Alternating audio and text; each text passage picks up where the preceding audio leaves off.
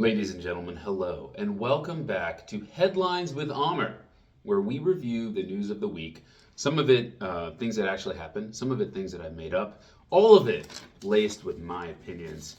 We've got a very special edition of Headlines with Amr this week, given the huge news that happened earlier this week.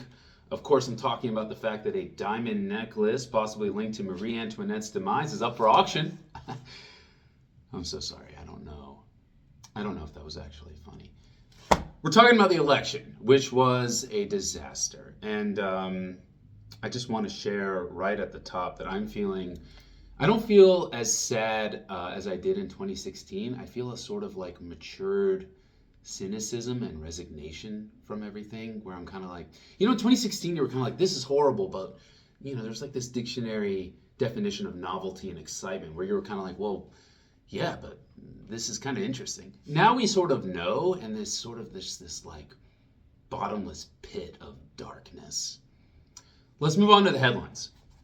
CNN, your favorite news network, has authored a new book that they're putting out right now called The Complete Compendium of Reactionary One-Liners on Why Harris Lost. The book boasts of 4,000 takeaways completely rooted in hindsight bias that will tell you exactly why Kamala Harris lost the election. You can read, reread, and regurgitate things like she should have done Joe Rogan and it was the economy. That one in particular looks like makes up 2,000 of the 4,000 takeaways. So snuggle up with this great read after a night of coming home from work and watching a bunch of used car salespeople disguised as pundits saying everything that's already in the book all night.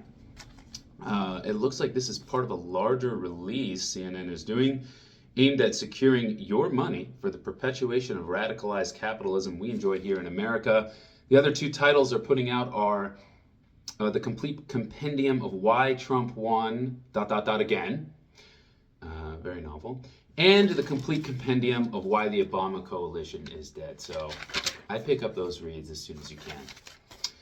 Our last headline for today is we're covering the fact that Joe Biden and Kamala Harris both appeared to discuss the result of the election. Biden telling folks not to give up. In fact, that giving up is unforgivable.